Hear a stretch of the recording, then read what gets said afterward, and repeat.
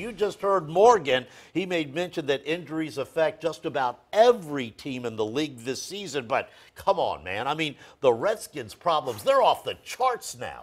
I mean, Bruce, at this point, I wouldn't even know what to say to these guys. Every position that you're looking at is rehabbing some type of injury. Yes, it's the NFL. Yes, every week you're in some type of pain. You're never going to be 100%. That's something that you got to learn within the game itself. But you can't make excuses at the end of the day. It's always a next man up league, and that's what they need to stick to, the next man up. Now, I know these guys are pros, but they're also humans. And you can't tell me that this instability doesn't weigh on them looking ahead to a tough team like the Seahawks. Well, I'm glad you said that. Think about this for a second. Understand that in this league, loss after loss after loss starts to build up. It starts to affect the morale of the locker room itself. And eventually, somebody's going to snap. Somebody has to step up and say something, or somebody needs to get these injuries behind them and get the train back on the track and rolling in the right way.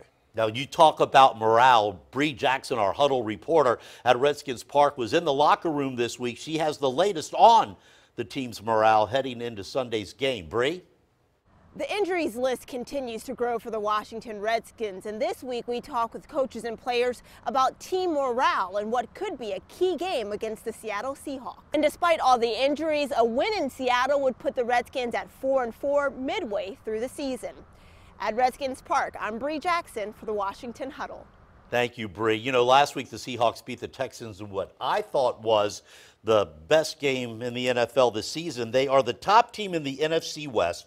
CenturyLink Field is always loud. Hey, no wonder Seattle's a 7-point favorite. Man, at this point, going into that type of atmosphere is not what the Redskins need. The Seattle Seahawks themselves, not even to mention their defense, is tough. So imagine being in there with that crowd right on top of you. They call them the 12th man for a reason, Bruce. And I truly believe the crowd's going to be in effect, and they're going to come to play. I think the Redskins are going to have to take some time out to actually prepare within that bubble with some speakers and give Kirk that actual feel of being in the stadium in order to prepare for the Seahawks. And Kirk's got to yell out signals, and he's got an offensive line. Some of those guys have not played with him much in a game-time situation. How are they going to hear him? At this point, what I'm thinking is, you literally are going to have to use hand signals more than anything. You can't yell to these guys. Like you said earlier, some of these guys just got here. Literally, he met one of the linemen the day of the game. And that's how much these injuries have plagued the Washington Redskins at this point. You have to get guys that's going to get in there, they're going to learn quick, and you just have to roll with the punches at this point. Linebackers like you that play for Seattle, boy, they're going to be licking their chops.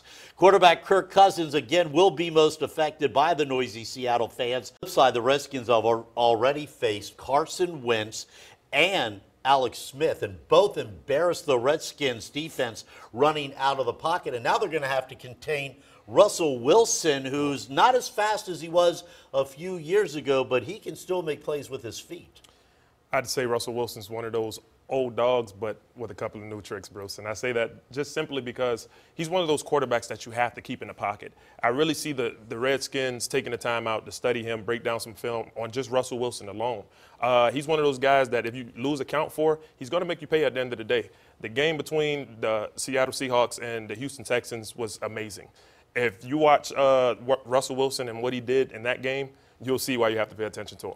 Can you be that much slower in just a few years? Because I remember when Russell was a rookie, I mean, you can touch the guy.